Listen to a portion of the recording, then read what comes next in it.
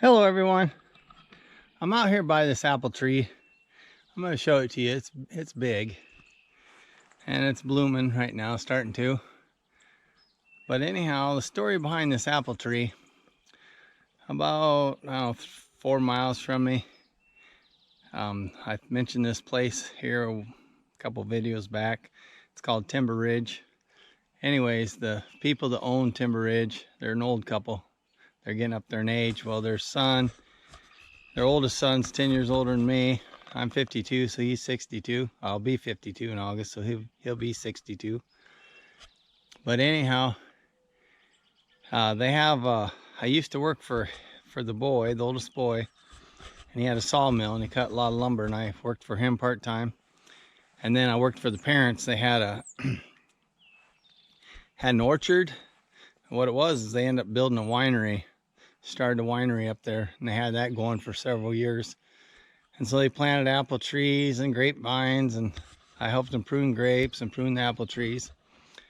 And then I helped them press the apples and the grapes, and they'd make wine. Well, at the time I had goats and I had some pigs, which I still have pigs now, but I mean at the time I had a few pigs. And I'd bring all the apples, the remainder of the apple, the pulp from the apple after they press the apple juice out to make apple wine. I'd bring it home, feed it to my pigs and my goats. And I happened to have an apple tree that actually sprouted down in the fence line of the pig pen. And so I dug it up and I planted it up here in the corner of my yard, my backyard. But anyhow, I'm gonna turn around so you can see this tree. It's huge. It's a big, tall tree, just loaded with blooms. This apple tree, it produced apples last year, but the problem is it's not a self-pollinating tree. I'm not sure what kind it was, but it's not a self-pollinator. For several years it never produced no apples. Last year it was loaded with apples, but they weren't very big. They were like bigger than a quarter, but smaller than a $1/2. A little bit bigger than a quarter. Just tiny. But anyhow, I picked up a Fuji Apple Tree and it's a self-pollinator. So I have some elm trees I cut down. See, it's a little jetting out in my yard. I got to finish cutting them up. Cut that one down over there. I want to dig up those roots. But I want to plant that apple tree.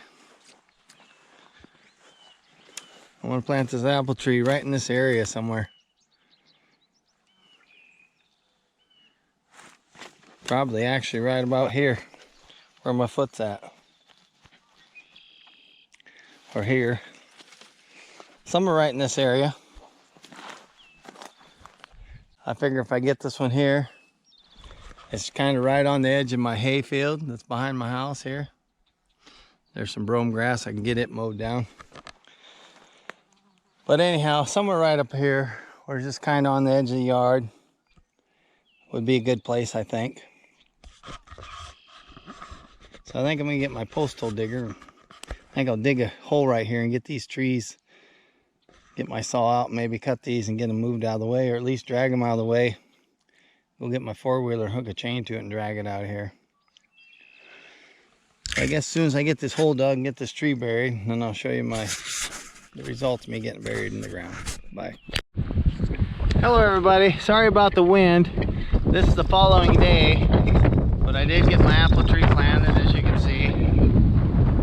It's kind of windy out here, chance of rain, so I thought I'd come out here and show you that it's planted.